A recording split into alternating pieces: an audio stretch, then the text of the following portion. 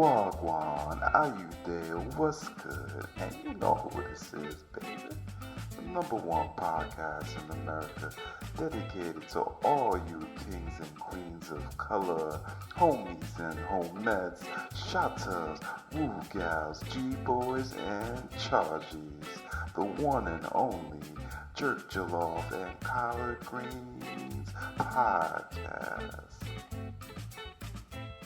What's good, everybody? Welcome to episode 36. The JJC Panel will explore the importance of achieving conscious, elevated thought and not arguing towards our limitations. In reality, if you really want something, you will find a way to pursue it, whether it's financial freedom, early retirement, fame, fitness, parenting, or that dream job. The first step towards changing your life starts with you. We will weigh in on this matter to explore how we can no longer be the blockade to our best life. But before we delve any further, if you aren't already a follower, perhaps tuning in for the first time and would like to learn more about the show, then definitely check us out on Instagram at JerkJollof where you can stay up to date on our latest offerings, announcements, and join the JJC community. You know we roll deep like the ocean floor. Our personalities are like waves that are 25 feet or more. We are intelligent, witty, smooth, and brave. I don't care where you at. Holler out JJC. Here's the team that's always eating with me. First up, we got Mr. Modest, D Black. What up? Next up, we got, I'll give you two answers at once, the franchise. What up? What up? Next in line, we got. Yeah. I don't know what to say to that, bro. No. Next in line, we got Boss de la Razón, Dre's to Padre. Wepa! Hey. That's the voice of reason for those who want to know what the Google Translate says. Finally, we have I got all angles covered. G Ransom. Yo, what it is, what it do? Wagwan, how you there? What's good, G Ransom here? Finally happy to be sitting back in the cut for an episode. Very good. Welcome back to hosting, Chunky. Hey, it's been interesting. Hey, this is Dre interrupting today's podcast. Before we jump into today's topic, I'd like to dedicate this episode's Rep Yours to Global Wealth Clothing, Inc., which is the leading way in classic urban fashion that can be dressed up or down depending on the occasion and item. They're based out of Brooklyn, New York, and have been around since 2013. On February 2nd, 2019, they opened their flagship store in the heart of Bedford-Stuyvesant, located at 246 Malcolm X Boulevard. Global Wealth's goals are to create and cater to people worldwide with culture while designing garments with quality so you can enjoy embracing urban culture through fashion. Hence, the definition of the Global Wealth is worldwide culture, quality, fashion. Definitely check out their retail store location or website at globalwealthclothing.com to find the latest urban apparel for you and your loved ones today. Back to the episode. Currently, for everyone on the panel, are you living your best life? If not, what's stopping you? Man, who are you directing that question to? Everybody, whoever wants to answer first. I said everybody. Yeah, but you gonna call on somebody to say something? No, I want to see who talks first. It's been a while since I've been in the seat. I'm gonna fuck everything up. Fine, I'll just jump in. I think I don't know if I'm living my best life. I don't even really, honestly, to be honest, I really don't even know what best life is. But I think I'm happy with where I am in life. There's always areas for improvement. Like I literally just touch my gut and I just be like, oh man, that's an area for improvement right there. But I think there's, as I've kind of grown more seasoned, a little bit older, I've been able to be fortunate enough to be more of a support for my family and friends. So I think maybe not my best life, but I'm definitely moving in the direction that I want to move. Yeah. So I guess I can add to that. Yeah, no, I mean, for me, I was thinking about it. I was like, man, I won't say I'm living my best life, but I would say I'm living a great life because I think I'm, we tend to overlook some of the small things in life. waking up every day is such a low key, high key thing that we are truly blessed. Like I was just talking to my wife the other day, and she was telling me a story of like one of her friends' girlfriend just slept and never didn't wake up. And I was like, there's so many stories like that we don't hear about. And just sleeping and waking up is such a blessing. So for me, just that alone, I feel like I'm truly blessed and I'm grateful for life, And on top of that, and the reason why I'm not saying I'm living my best life, because there are things in life that, personal goals that I've yet to obtain.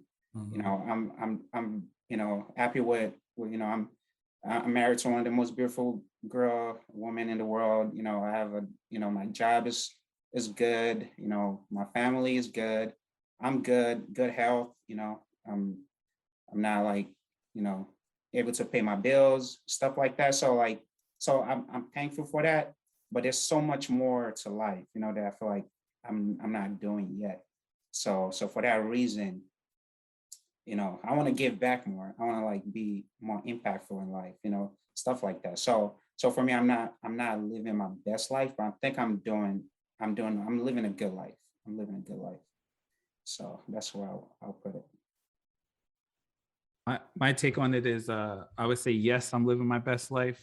I think by me saying that I'm living my best life now is not to say that my best life tomorrow won't be better than it is today, right? So definitely from your, the things you first mentioned, Francis, I definitely, feel very fortunate to be living where I live, right? To have the job that I have, to not have some of the stresses that, some people I know in my life have, right? Extended family, I know that I have, a much better, I know in some ways I have a much better situation than people I know specifically in my life. So I would say in that respect, I am living my best life.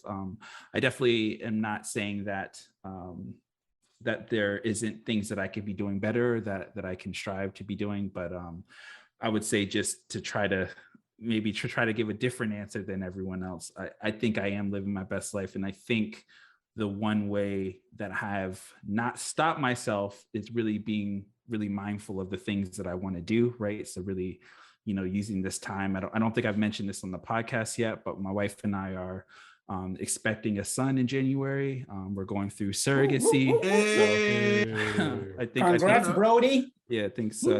I think in a lot of ways, this is definitely maybe colored my outlook on life, just because of all the steps, paperwork, legal fees, legal documents, awkward conversations with all the people involved in this.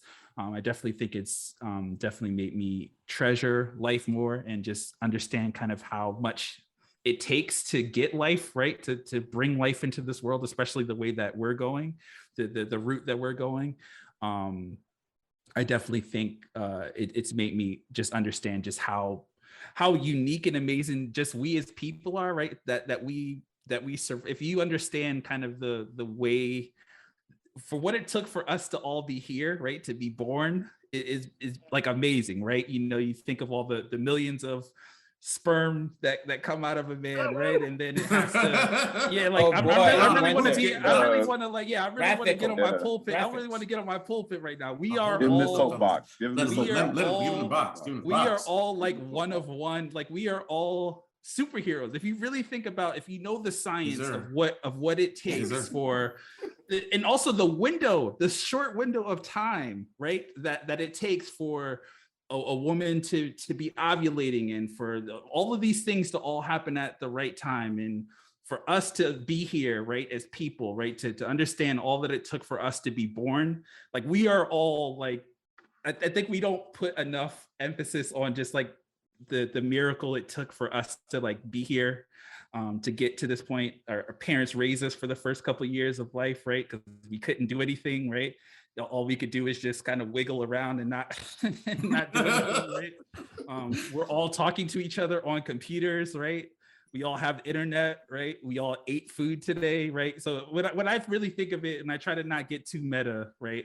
I do really think in a lot of ways I know for a fact that I'm living a better life than my grandfathers lived, right? Touche. Immediately better, right? They would trade places with me today, right? Dre taking us to church. You know, right? So for that reason, I definitely have to say that I'm living my best life, and I want to challenge anyone that I think you also are living your best life. And it's not to say that because you're saying that you live your best life that you can't live a better one, right? Is how I'm. Right. I do appreciate that perspective. That's Can we put this on the top 10 moments? Like that specifically there? We'll see. That was good. That's hard to follow up on. So thank God this is not a competition. That is hard to follow up on. But come on, I know you got some bars. I know, right? We're talking about Gwan here. Come on, Gwan. Spit it out. I definitely am on. I have to join Dre's soapbox there, like for sure. Like I do feel like I live in my best life, and I agree. I concur. Like we are living our best lives, and for all those points that you mentioned there, because we do take for granted what it took for us to be in existence, to be where we are today, to have what we have available, and all the effort that actually goes into it. And for me personally, one of the things I hold on to help to continue the process of living a best life and a better life, I feel like goals are always going to be there. Like goals are a part of your existence. Like you're not always going to hit your goals, but it's important and it's key to have goals, because that essentially fuels what you plan to do on a day-to-day. You could imagine if you actually hit everything that you wanted to do, like how would you define your purpose from that point? You know what I mean? So to constantly be able to give ourselves the opportunity to be better and become better. I mean, once you're at that stage, you have the faculties possible to do that. You actually have time to do that. You're not sitting here trying to forage and hunt and figure out where the next meal is coming from. It's like you can't take that for granted anymore. And I think like some of the major challenges is, of course, like fighting resentment. Like you got to understand that everybody's going to get to where they need to get at their own pace. Like it's just not about competing with someone else. It's just being grateful for what you do have and utilizing it to build the next step for you. You know what I mean? And essentially not taking everyone's responsibility as your own. Like, I think that's like another thing as well. Like everybody's accountable for what they need to do. There's no problem with being helpful or being an aid, but don't take people's challenges or tragedies as your own. You know what I mean? Like help them build, help them grow, be that example every day, overcome those trials and overcome that adversity, but never feel like, and it's something that I taught myself personally, don't ever feel as if someone's struggles are your own. You know what I mean? We're here to fulfill a purpose and to find our purpose every day and do our best in it and just be the best human beings we can possibly be and help aid, the next civilization, the next generation. Yeah, I really want to rephrase my answer because I'm just nope, too late. It's on the record. See. But one thing I would say though, I think it really depends. I think the way you guys said it, Glenn and Dre, I totally agree with that. Because if I have to like use that same logic, I would say yes, I'm living my best life. But we also have to think about like what are you comparing it to? If I'm comparing it to like my life before I came to America, yes, I'm living my best life. But I'm looking at it from where do I see myself maybe like for like 5 to 10 years from now, or you have mentors or someone that you look up to. Now you see like, okay, that's someone that I look up to and I see what they're doing in the community. I see how much they give back. I see how much influence they have. How can I that is, something that I look up to. That's something I would like to aspire to be as well. So when you comparing it to something else, they may not be the same answer. So, but I really do agree with the way you guys answer that question because, we are definitely fortunate to be where we are and to live in where we live and stuff like that. So just wanted to. The thing I'll say to that though is like the comparisons, like falling into that trap. Essentially, I believe. I think every part of our life plays a part to the next one. You know what I mean? Like you wouldn't appreciate what you had now if it wasn't for the fact that you went through what you went through. When you were back at home. And the beautiful thing about it is because you know what you know now, that actually gives you an opportunity if you wanted to change what's going on at home if that's still an issue. You know what I mean? So all these stages play a part in getting to where you're going. You know what I mean? Like if you take a look at some of the most, I guess, compelling, or some of the people that have created some of these, conveniences that we enjoy and we all love, a lot of them had rough upbringings. You know what I mean? A lot of them went through several trials. And it's just that ability to do that means a lot for you. To me, it's like you're setting your platform for yourself to do even bigger things. You know what I mean? Because you understand what it takes and what it comes from, and that grit, like all these things help build you into a stronger person. You know what I mean? Right. Everything has its purpose. And the fact that you had people that loved you and cared you enough about you to help you grow out of that situation, you didn't get to where you were on yourself alone. It took your parents, their families, to help build that avenue for you. So to me, it's just like, it's reflection, like Dre, you put it in the chat. Yeah, it's the thief of joy, because what's the same for you? You may get what someone else has, but that may not be for you. You may realize, That's true. Yeah, I mean, I guess comparison is different from I feel like when you compare and you that's where jealousy comes into play, stuff like that. I'm not really even talking about comparing people to your situation, not per se like that. I don't mean it like that. I mean, when someone is more of a statue of motivation. It's like when somebody aspire you to be something greater than what you are. For example, I have a friend of mine who's I went to high school with him, and he told me one of the reasons he changed his whole life around was when I moved back from college. He used to come and visit me in college, and we party, stuff like that. And when I moved back home, and I started hanging out with all my college friends, and he was the only friend in my group that didn't go to school. But he told me you and your friends, because I look at you guys and I did not want to be one of the lowest person out of the group. That being in that environment inspired them to push himself to be in a greater space. So now I'm super proud of him. He's doing amazing things in life. Whenever I want to use someone as an example of good grind and our work will take you far, that's who I always point to. He's a great example of someone who was not really inspired, but came around, has some other people to look up to that pushed him to be greater. So it's not a sense of maybe comparing it where you diminish your accomplishment, but I just want to make sure that is, is stated. But I definitely agree with everything you guys stated, though. Just wanted to add that in. Here I come. I could even hop in. It worked out with pretty love well. and not hatred. There's only one way. I wake up in the morning and I put hate in my coffee and I move forward throughout the day. I'm just bred different. Have hate in your heart, let it out. I can't even finish that statement. I look at life differently. So I use a lot of the negative emotions as a propellant to attack the things that I want to do, the things that I want to achieve. I don't harbor those negative emotions to take out on other people. I don't disassociate my emotions. So living my best life, yes. So for Dre, I would look at that. I think I know what you're going through is that parent moment, right? Where you put everything in perspective, damn, this is how a child is made. And we take that for granted as being people ourselves until we go through a process, whether that process is easy or whether that process is difficult. But what that gives you is an edge for your child to teach them something different that someone else didn't have to struggle to. And that's not a knock on people who get it first time out or get it by accident, whatever the case may be. Going back to both yours and Glenn's, when it comes down to comparison, I compare myself to people to see what they have on their side of the fence, to jot down notes for what I'm overlooking, that silver lining that I'm not seeing, the things that I could be doing better, or the things that I just completely neglect over time. I don't think my life should be better than someone else's. And if it is better than someone else's and I care about that person, I'm going to bring them to where I'm at. Another change of dynamic, I think Glenn said it, someone else's problems is not your problems until you hit parenting.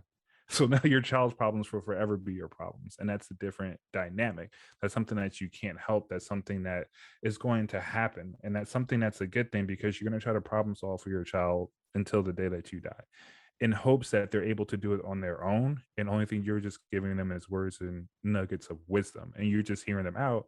And then they're going to in turn take care of you. For D Black and Francis not living their best life, that kind of sucks. I don't know what else to tell you. Just kidding.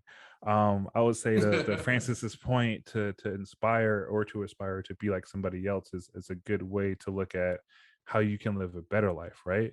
So if they're doing things that motivate you, they're going through a trial of tribulations, and you're just like, damn, only thing I'm complaining about is I got pickles on my sandwich. I didn't ask for it, and I'm really upset about that. But they're out there grinding and getting what they need. Life is all about perspective. And that perspective you have today shouldn't be the perspective you have tomorrow. It shouldn't be the perspective you have next year. You should continually grow. So for me, I am living my best life. And there are minor calibrations I can make to that because I'm continually growing. I have a beautiful wife. I have a beautiful child that keeps me on my toes every day. There's never a dull moment. And there's things that she's doing that makes me reflect, like, it's so good to be a kid. We all rush to grow up, but we neglect how everything was provided for us.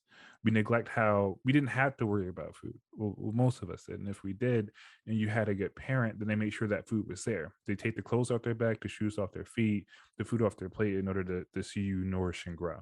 And that's the same thing about friendships or tight family. So living your best life is very subjective, but you know what you want and you know how to get it. And the only person that should be stopping you is you. So with that, we'll roll into what is your dream job and why is it your dream job if you don't really work it? And do you see yourself in that dream job position in the next 5 to 10 years? I would say my dream job is to not rely on a job to make my ends meet.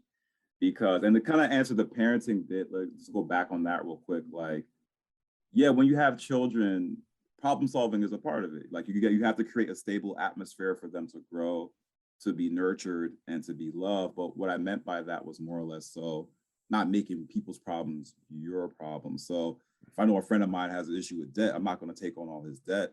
I'll teach him how to handle his debt, but that's just to kind of explain what I meant by that. So I completely knew, and I was just poking at you. You're good. No, I mean, it's a discussion, so we're discussing it. Glenn, so, I disagree. If you're gonna do, we did some "What Will You Do" episodes. You say you're gonna do worse stuff for your friends, but you're not gonna help take on the debt. I said I'd take the hit, but that came with a cost. That came with. I don't know. You say on "What Will You Do" episode, you say you would do pretty much a lot of things for your boys. I said that. I feel like the debt should be in it too, including keeping storing their balls for until they want it back. I remember this conversation. Yo, Francis keeps Fran keeps track of all of them junk, yo. I got the receipts filed, bro. I'm pretty sure I mentioned something about a transaction happening on those. I'll loan you some crypto and that. Yo, I'm just. But I appreciate it. But yeah, just to say, it's a dialogue, so we can dialogue. But I would say my dream job is to not have to rely on a job to make ends meet. Like I just want to be in a station in life to where I'm able to do things in full capacity, not have to worry the next day about where something's coming from. Like, if I'm going to be a parent, I want to be able to parent fully. Like, I want to be able to give my children all the support that they need, all the avenues, things that I wasn't able to access, I want them to gain access to. So to me, it's just like being able to identify my purpose. That's my dream job. My ability to live that purpose, that's my dream job, whatever it may be or whatever that may be to you. For some people, that is flipping burgers. For some people, that is sweeping the floors. If that gives you that sense of pride, then fulfill that. If that gives you joy in your station, fulfill that. So essentially, my dream job is to be happy at what I'm doing and to know that I'm actually contributing to the people that I care for most and towards creating a better atmosphere for the people that I care for. Very nice, very nice. And I can say, so my dream job, it's funny because I don't know. Well, let me retract because I was actually going to go to this whole convoluted thing, but I'm just keep it real simple because my dream job is anything that allows me to be a servant to society. I don't know. I really was trying to think of a specific role that I would want to be in. I mean, I love science. Everybody makes fun of these. There's alien yams. Check the episode. But I'm a fan of science. I'm a fan of science and everything that is in space and microscopic and macro and all that stuff. So if it's able to be in like a specific capacity, I would love it. But, you know, I get the most joy out of seeing other people's joys. And that's something I've just like more over the years I've learned about myself. So I don't know, my dream job would be in a position where, you know, I'm consistently providing joy to other people, whether it's in a hospital with a clown nose, supporting, you know, struggling, you know, people who are struggling and, you know, bringing some joy to them, or being in a laboratory under a microscope, or developing something, or, you know, helping some like old lady cross the street or old man cross the street. You know, gotta be inclusive, you know, or, you know, shoveling somebody's driveway.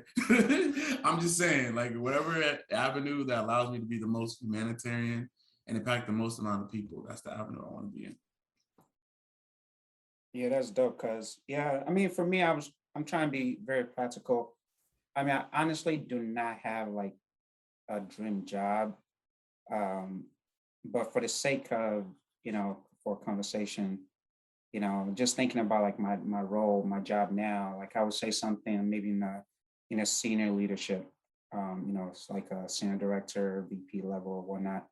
And the question is whatever, do I see myself in there 5 to 10 years from now? Possibly. I mean, I do, because I'm not, you know, I don't think I'm crazy that far. I think, yeah, I'm not crazy far off from saying like speaking into existence. But really what's more important to me is really the day-to-day work.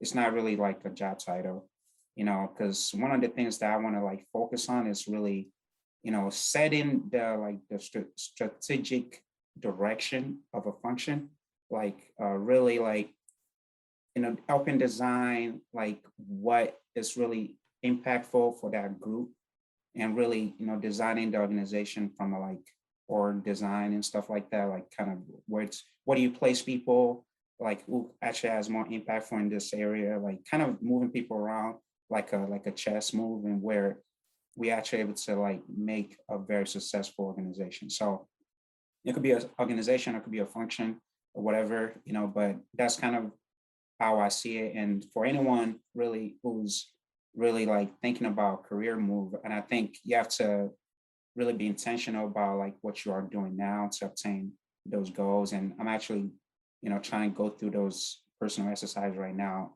at work, you know, through a mentorship program that I'm part of. So yeah, so it's really just kind of focused on the actual work you do. Then, and I think the title of whatever job that you are doing that brings you joy will come along with that. Cool, fair enough. Joy. Sorry, I was muted because I live across the street from a police station. There's always sirens going off. Whoop, whoop. That's the sound of the police. GTA for real, where I live. But yeah, I think to get back to the important question at hand, I think I don't know if I necessarily have a specific dream job I'm gonna take for my Jamaican brethren, that I feel like definitely some type of job where I guess similar. I see myself having multiple jobs. I think is the easiest, the quickest way to explain this, right? So to me, I think I would love to be in a situation where I am working with friends and people people close to me, friends, family, where we're able to kind of get money together, right? So whether it's, you know, this podcast, whether it's a couple of my friends have these ideas for these NFT projects, right? You know, really, I guess my dream job would be like helping people who I really love and respect with whatever my talents are, right? Whether it's designing something for them, right? Whether it's me helping out on marketing, whether it's me editing a video for them, like really whatever it is, building a website, you know, whatever it is. I think that would be my dream job, is being in a position where I can help the people closest to me, help them achieve their dreams, right? I have ideas of NFT projects and other things that I want to do. So I would love to be in a situation where I can like day to day do a bunch of different things, right? Not just do one thing. And ideally, I would love to be able to do it for myself so that my family benefits the most from all this time and energy and resources that I'm putting into all these things, and not necessarily working hard for a corporation or someone where maybe I'm not getting the full value back, right? And, you know, by way of equity or whatever, right? You know, they're giving me a salary, but you know, if I'm contributing ideas that's going to help them make millions of dollars and I'm not seeing anything off of that, that doesn't make me happy. That would be the opposite of a dream job for me. So I think that's a really long-winded answer, but basically I want to be Jamaican, man. I want to have a bunch of different jobs. I want to work for myself, right? I want to, shout out to Glenn. You know, I want to I want to have that stereotype of like, yeah, Dre has like 10 million jobs, right? And they're all things that he really loves to do. He's all working with people he really likes and respects. I think that's a really big thing for me. You know, I've had a lot of jobs where I've worked for people that I don't respect or I don't like. And maybe it's just as I'm getting older, I do not want to work with people I don't like and respect, right? You know, I really want to be able to come into work every day, super excited, giving my all. And I want to be paid for what I'm worth. I want to be respected. You know, all the above. I think that would be a dream job for me, whether that is a corporate job or something on my own, but a place where I'm respected, where my ideas are given input, and again, equity, or I'm given some type of more than just a salary, kind of something that I could potentially pass down to the future. Cool. Well, I'm about to shake all this up. First of all, my dream job is to be a stunt car driver. That's it. That's where I'm going. But it's so funny. I was like, is he really gonna mention it? Yeah, that is his. And you know what? And you know me, I encourage it. I support you. I'll put you in that car. I mean, I go. There is a place like down by you in Atlanta where they actually teach it. So I was looking into it and I thought about it, and it's just like, yeah, that to me will be perfect retirement gig, right? So going to comparison for Dre, I can't do that. It's amazing how everyone's mind is different. So like doing a whole bunch of different jobs to me is stressful. If I can get up and just do one thing and just be like narrow-minded, to me it's cool because there's only one thing I have to worry about. That's not a knock on you, and there's some silver lining in that, where the biggest thing that you touched on is working with friends and family and people that you enjoy working with. It's kind of hard to find, but once you get it, you want to retain it, right? For Glenn, not having to rely on a job is different. So in essence, it's just like you're making your own money. You can do what you want to do, go where you want to go, and that's amazing and that's awesome. I thought D Black's answer of being a servant was just dope, right? So you're looking at public service jobs and how we cherish them now, and it's not easy to do those things. And like I said, he's Mr. Modest for a reason. Like to be a public servant as a dream job is huge. That means you have a big heart, you have a big understanding of people, and you only want to see society grow and flourish. And for Francis, senior leadership, right? So you look at senior leadership in the sense that, one, that's an obtainable goal, and you can do that.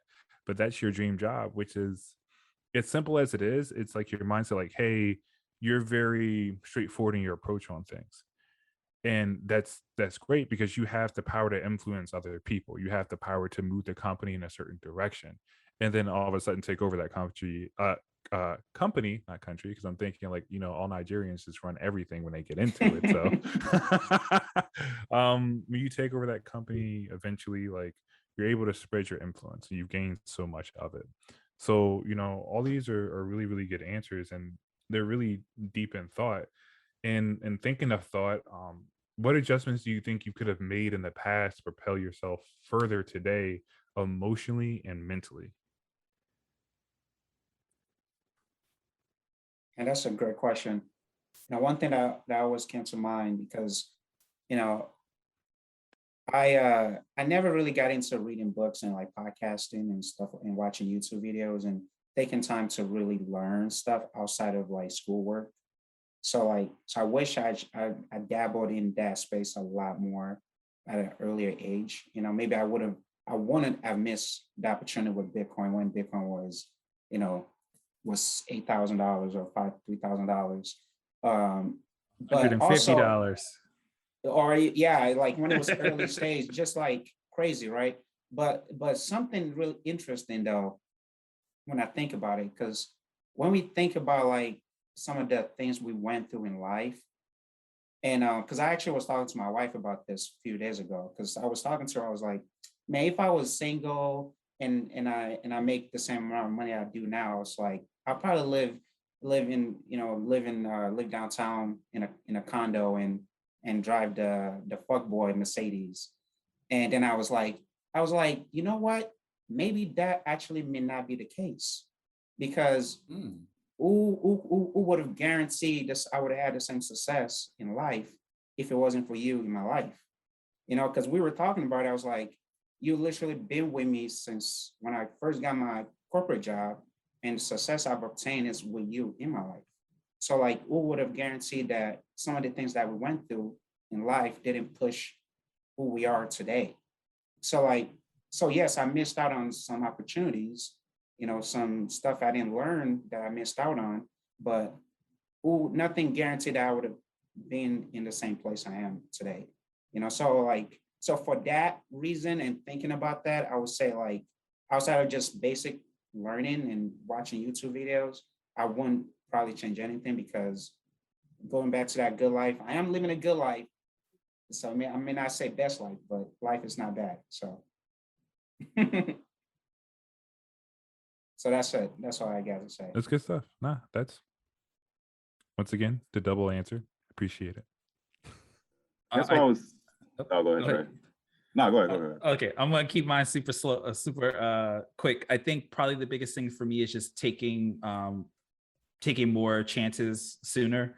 So, I was given an opportunity. I knew that my job was being moved to a different country and that they were going to give me a severance package. And then that's what made me decide to move to California.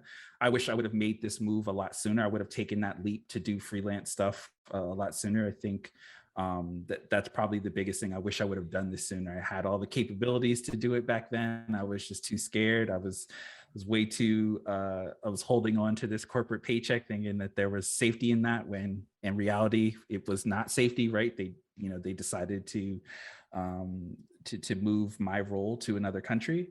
That's the biggest thing, is I wish I would have just taken that bet on myself sooner. Because I think I'd be, obviously, maybe putting my Francis hat on right now, right? If had I made that chance, maybe if I had that chance sooner, maybe I would be living a much better life than I am now. Maybe I would be in a different spot. I try not to think too much like that, but it is a good process to think about what are some things that you could have done sooner. I think that's the biggest thing for me, is just kind of betting on myself. And taking that leap sooner than I did. Cool. Definitely like echo that as well, because I think could this be the generation that I grew up in, like the family and understanding it's an immigrant family and them settling here, trying to make a living. It's just like, there's a security in just finding a job, staying there, getting your paycheck, and, just being grateful. It's like, thank you, Mr. White Man, for hiring me. You know what I mean? It was never like, bet on yourself. That was never really a discussion that was had. It was never really like, okay, look at the opportunities you could possibly make for yourself. It was just some people had it and some people didn't. And if you weren't born into it, you just don't have it.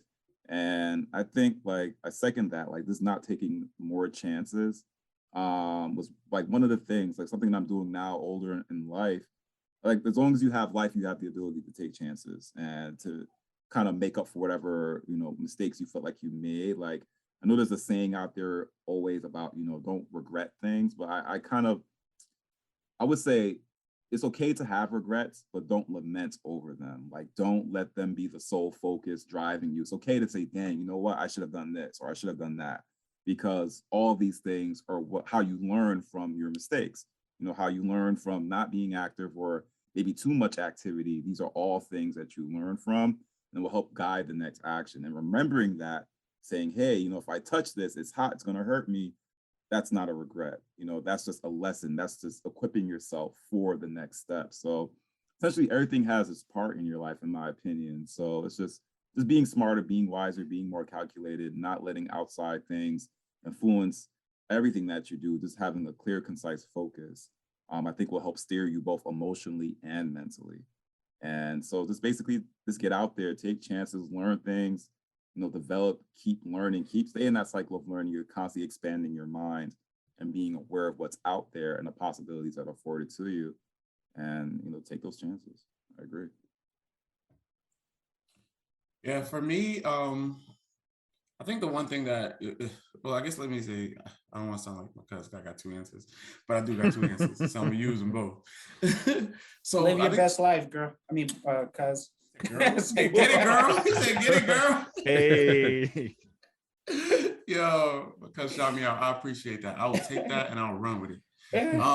So I think there's two things that I wish that I've done earlier was in prioritizing mental, and then also kind of prioritizing like the emotional piece is one, trying to take the cultural part out of like the professional advancements. And the reason why I say that is because like growing up Nigerian, you have a certain mindset about people who are older than you, that you have to always kind of treat them a certain way. You have to, especially like they're your boss, and that's basically almost equivalent to them being older than you or being in a high position than you. So you kind of always treat them with that level of kind of respect. And sometimes it can be to a detriment where even if they're maybe leading you in the wrong direction, or there's an opportunity for you to be a little bit more aggressive to show that you're persistent, that you work hard, and that you also can qualify for a level of leadership. You don't really show that because in Nigerian culture, it just comes off like it's not really the type of attitude you're supposed to present to somebody who's above you, in a sense, air quotes, right? So I wish I was able to kind of separate those two things much sooner in life, because I feel like I would have progressed a little bit faster, because I was always caught up in like, oh, I can't talk to my boss this way. I can't tell him that I'm ambitious. I can't really be that type of person. And then that's one part of the culture. And then the second part is, I don't know why, but even like kind of when I was growing up, like, and that's why it's kind of great that I have the people on this podcast, because it's through these kind of conversations that I've learned that,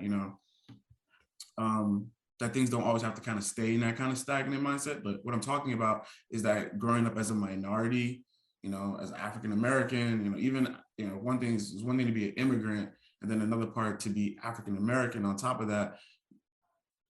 There's a lot of social pressures or social glass walls above you that you feel like you have to somewhat conform to, that this is the world that you align with. This is the world that you exist in. This is your place. This is your spot.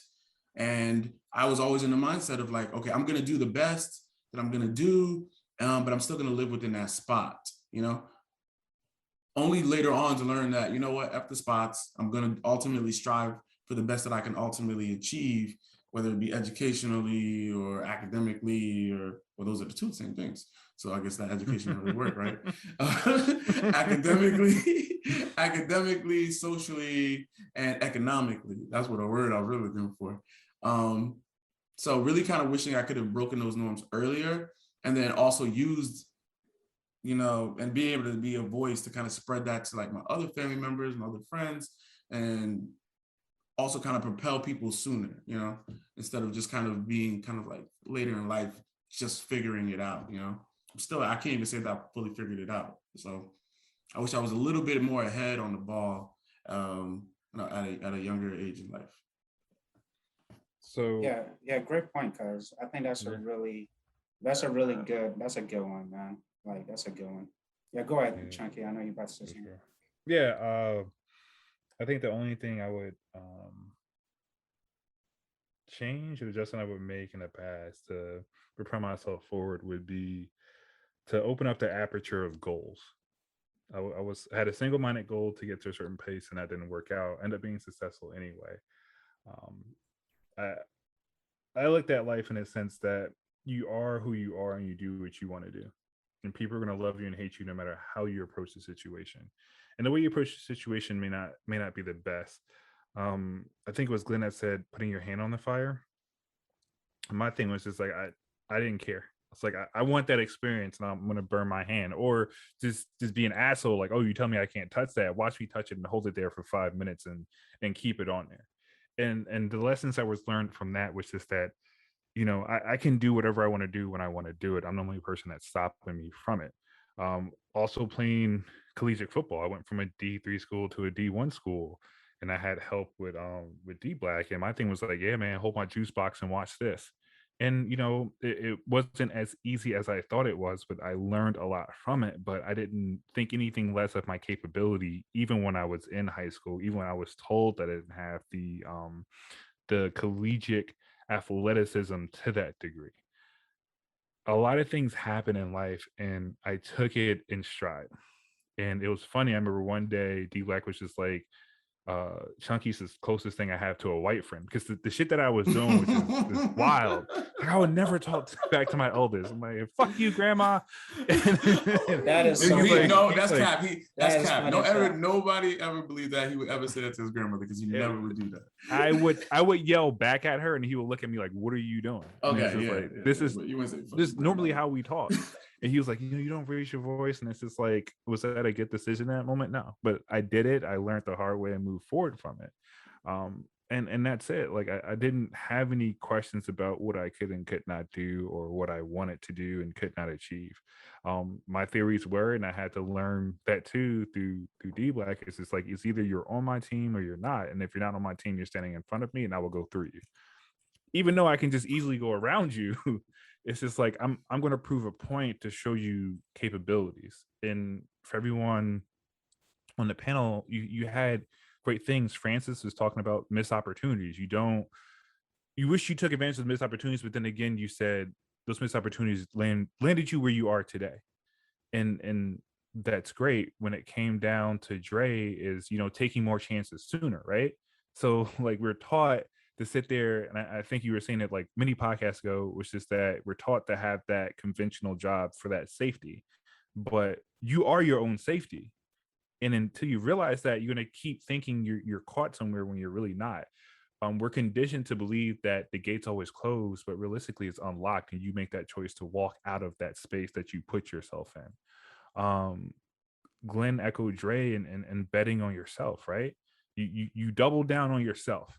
Just like, if you want to make your own NFT, you make it what it is, and you sell it for how it is. You are your best investment in the metaverse.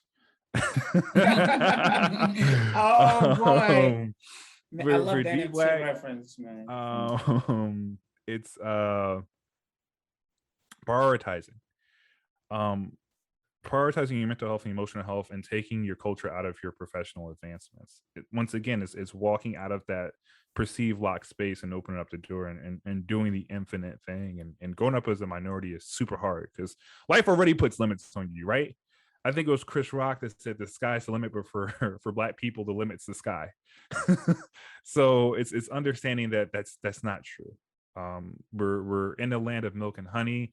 We can achieve the American dream that we set forth in our minds, not what society tells us. So yeah, I'm gonna cry. This is just good combo. It's like so much self-inflection. Also be careful what you wish for. All these any story I've heard from a successful entrepreneur, they always say that they had this crazy goal in mind, and as soon as they reached it, they were just like so disappointed, because they thought that like they were going to be so happy that they reached this milestone, and it was like, cool, I did it, but what's next, right? So that's the other thing to kind of keep in mind, is that, obviously I really do believe that goals are super important, but you may find that, what you think you really want is not what it is, right? You may find that position or that flexibility is not, there's other things that you may not have been aware of, right? Or you may get there and like, yo, why? I wasted all this time for this job and I hate this role, right? Like, I don't like being a manager. I don't like being a supervisor, right? Like, I don't want 15 problems of people, right? So there's that too, is, so yeah, I 100% agree on goals, but it's something to think about. Yeah. You can't delegate everything. No, delegation. Big facts. Hey, I was gonna say like, high performers, setting goals is one of the key quality of a high performer. But I mean, what drives them to obtain the goal to be successful is the drive to obtain to succeed in whatever that goal is. And to your point, when they do accomplish it, then they do look for that next drive. And I don't think that's a bad thing. You know, it's like always looking for this driving force that makes you reach a deeper inner you, or whatever you want to say it. Like, and I don't think it's a bad thing. It's like you're always looking for a new challenge.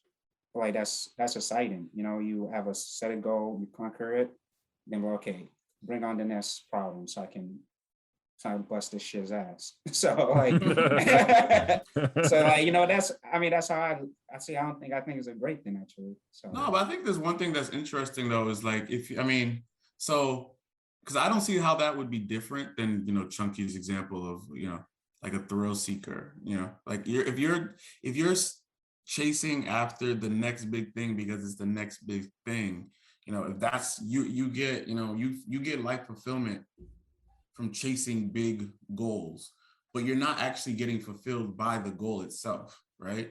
So I think that's the really big distinction that we just kind of need to focus on, is that because a lot of people, like even in my workplace, people constantly tell me, like there's one guy that, he told me straight up, like, I'm coming for your job. But I know but I know his professional work ethic is that he wouldn't want my job. I know for a fact. And I was like, and I'm not gonna, and I never discourage people when they say those type of things, because I like that, I love ambition. But I'm like, okay, here's what I do. This is how often I have to do this, describing the actual role for him. And he was like, oh, I don't want that. But it's just that because it seems as though that was the next big thing for him. So I was like, so I think it's important in life, as we mentioned, we reference other people because use them as reference for the potential opportunities that are out there, potential things you can strive for, potential aspirations, but don't base your life solely based on what's directly in front of you, or what someone else progressed to, or how much someone else is making, or whatever someone else is doing. So shorty got flew out. I want to be getting flew out. Like, homeboy got flew in. I want to get fluent. Like, base your life based on the things that really, really matter to you. And I think in order to really know those things, you need to take time, sit down, and think about your life and your life progressions.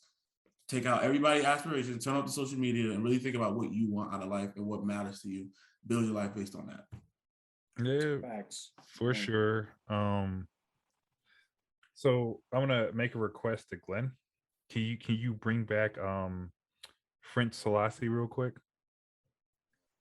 French Selassie. He had not the bonnet. The bonnet? The Beret. The beret. beret. Can you bring back the beret for me? Which one, the black one or the red one? I want the red one. There we go. We So we all know For the that people who are listening, he's wearing a beret. Red beret. Well, I have a Virtual red beret. virtual filters from the metaverse. There you go. We. So we all know mental health is a big thing, like we discussed in episode 19. Do you think our mental health affects our life achievements? And I'm going to answer this one first because I've just been stealing everyone else's answer and like repeating it.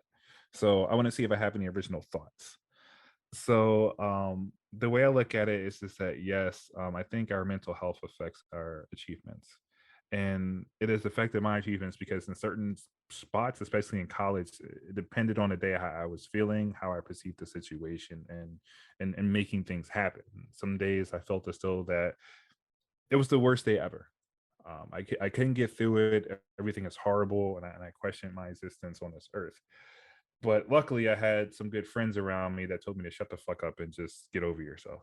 And it wasn't in a mean way, but more so like your life isn't that bad, and there are things to obtain and move forward with. And even now, like I've reached out to Dre on some issues, and we sat down and we talked. And getting in that good mental health space is super important, because when an opportunity is in front of you, if you're not fully mentally there, you're not going to take advantage of it. You're not going to see it the right way. You're not going to approach it the right way to maximize the opportunity that you have. So I would encourage everyone that's listening to go back to listen to episode 19, because there are a lot of gems in there. There are a lot of things to be heard. There are a lot of sites to go to.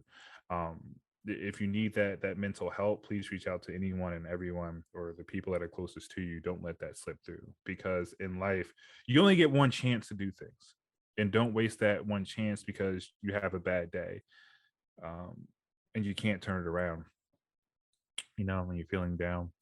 But be the best person you can be on every base. Understand that we are human beings, we do have emotions, we are going to go up and down. But I would say the people on this panel have assisted me through a lot, and I don't take that for granted. And no matter what, there's someone in your corner. So whatever you're going through, reach out to someone. I want everyone to achieve every goal that they want, even though it's not realistic and you're going to stumble. But you know your mental health affects things that you do in life, whether you see it or not. Someone else sees it, and when they try to talk to you, definitely adhere to it, and embrace it with open arms, because they want to see you do better.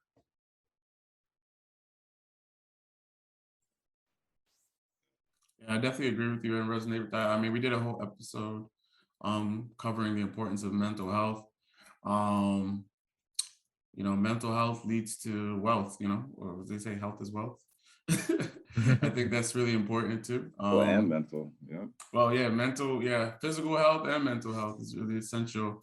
And without, prioritization of those items, you can't even really be a resource to anyone else, let alone yourself, So I think it's really important that, you take down, that's why I specifically asked, just everyone just take some time, pause, think about what you want to do and where you really want to be.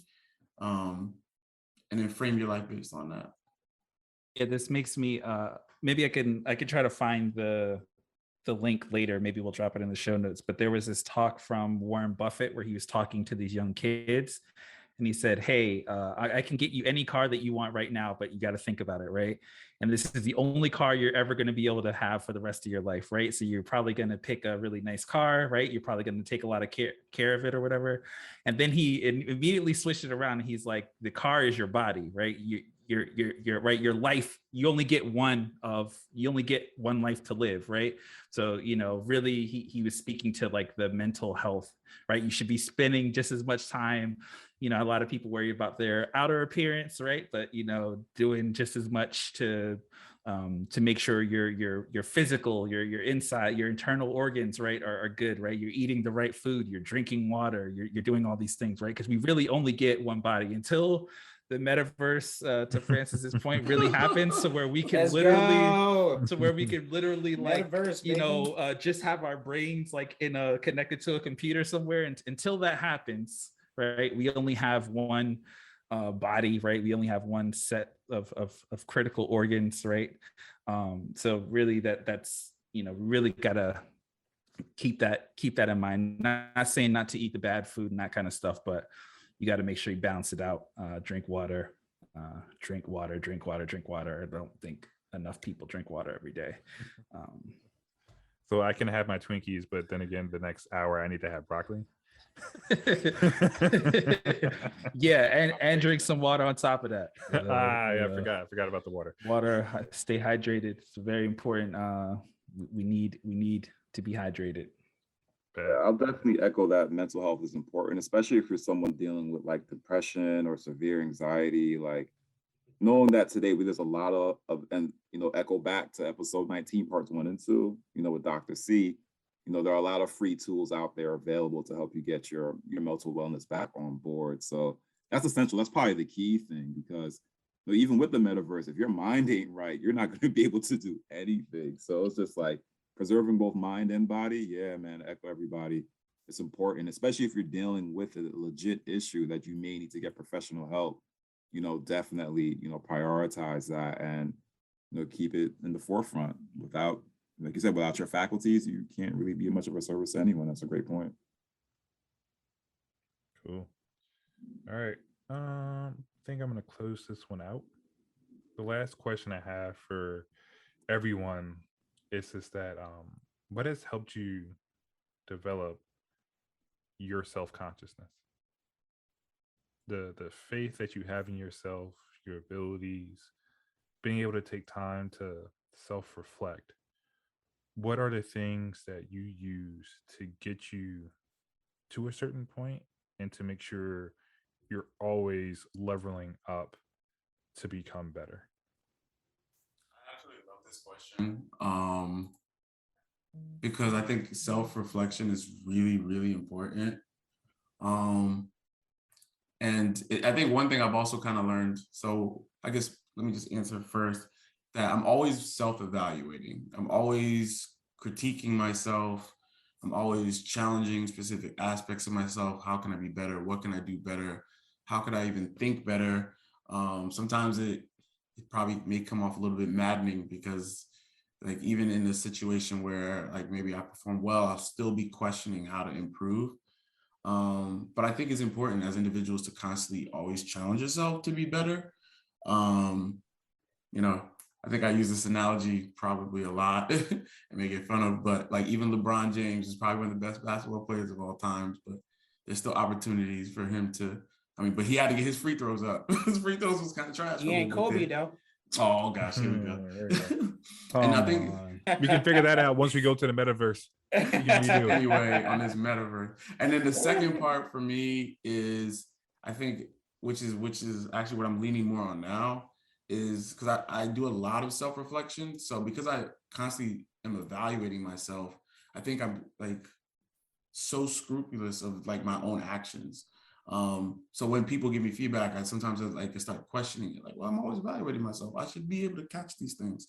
But the people in your life and the people you work with, they reflect things back at you the way that they perceive it. And remember, the way you present things into society may not be how others people perceive it.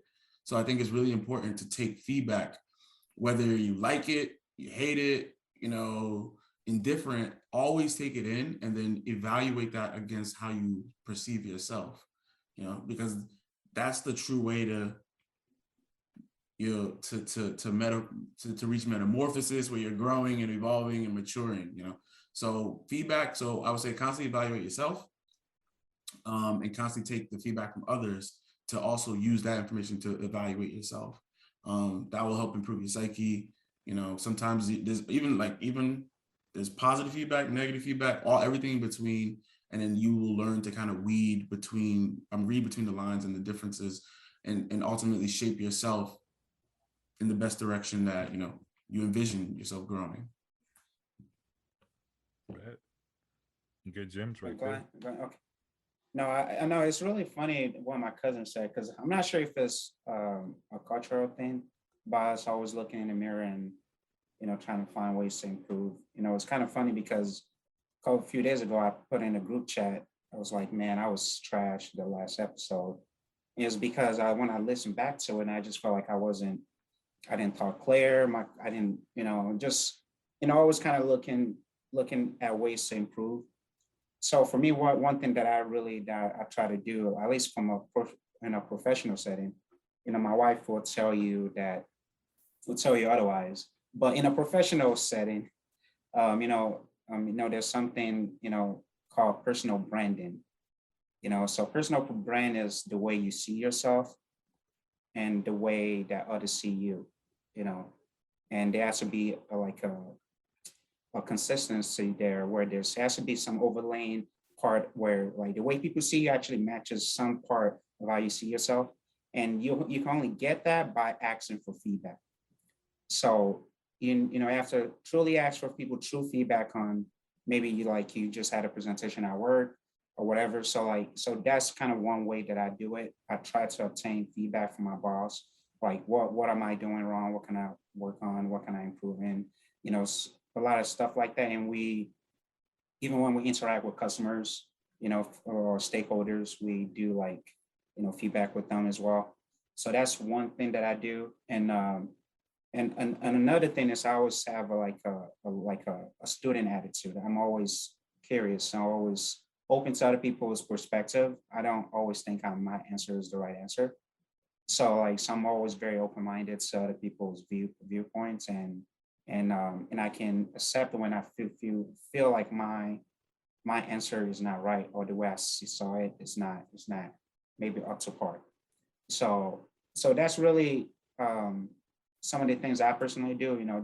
And constantly now that talking about podcasts, talking about YouTube, really, really listening to some of those informations out there, like self-improvement books and stuff like that. Just kind of find ways to constantly improve yourself.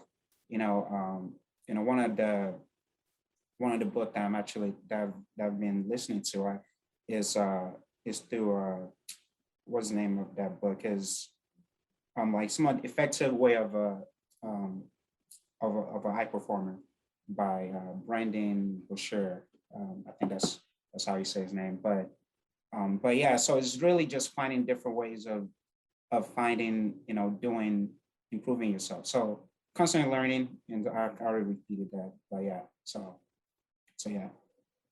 Gyms on top of gyms on top of gyms. I need to put this in my crypto wallet.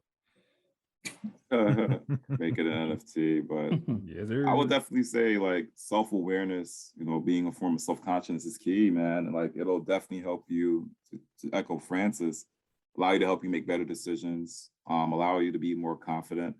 And there's nothing wrong with being your own critic, and like really evaluating yourself, especially when you're on a public medium like this, where you probably think you can get this out of your mind today, but this will be forever ingrained in somebody else's mind for as long as they want it to be, So essentially you're allowing a part of yourself to be consumed and appropriated for someone else's needs and uses. So it's definitely important to understand what you're putting out there, knowing that could forever be a part of your existence.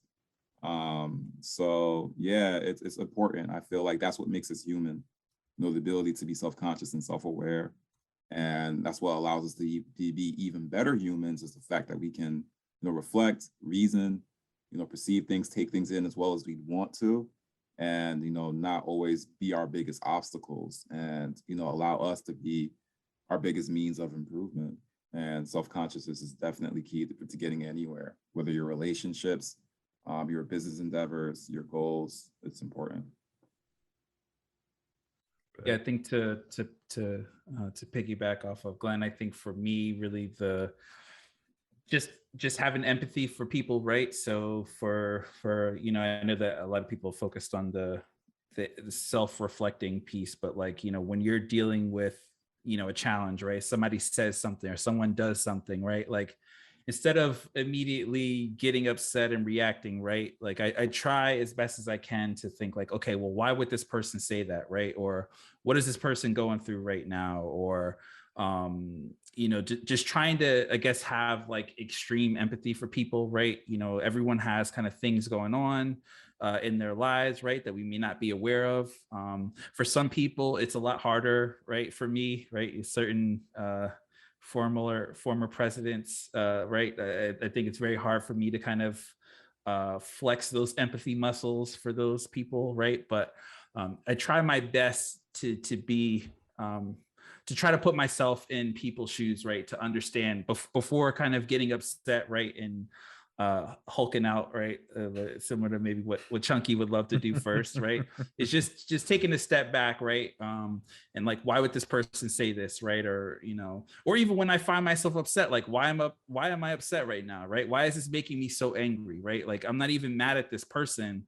I'm there's really something else is bothering me, and right now I'm angry at this person for this reason that has nothing to do with them, right? So I think on both ends, right? Thinking about the person, right, what they're going through, being empathetic, but then also like having that self-reflection on my side as well, right? Like, maybe I just need to eat, right? Yeah, hangry. Maybe I just need to walk. Maybe I just need to walk outside and breathe some like air from outside, right? I know some of this stuff is a little kind of like, hippie-ish, right? But that idea of grounding, I don't know if you guys have ever done that, like physically putting your feet, your no socks, right? Your feet on earth, right? Does something physically to your body, right? To your core being, right? It's a technique called grounding. It's a thing, right? So if you have if you're really stressed or whatever, right? If you can do it, right? If you can safely do it, right? Go outside, put your bare feet, whether it's on grass or whether it's on concrete, whatever, right? Put your feet on earth, right? And you will, there's like I'm sure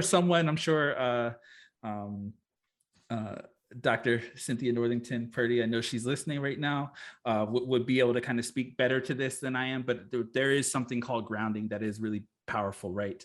And so sometimes you just need to do that, right? You sometimes just need to or drink some water, right? I feel like I'm the water police right now, but sometimes like we just need these type of like really simple things to kind of take a step back and relax, right? There is also a calming effect of you physically drinking water as well. But yeah. Cool.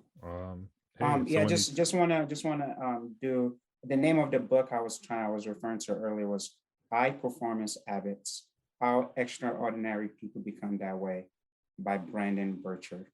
Burchard, yeah. So it's really, really, really great. I'm still finishing it up, but it's a good audiobook. Cool. So I'm gonna say, if you need help being grounded, I can definitely assist anyone out there who needs to be put to the ground. Not in that way. Not in that way. Hey, you give me a window. Get on the ground now. I'm gonna bust through it. You have to put yourself on the ground. You cannot be thrown to the ground by someone. Man, where's the fun in that?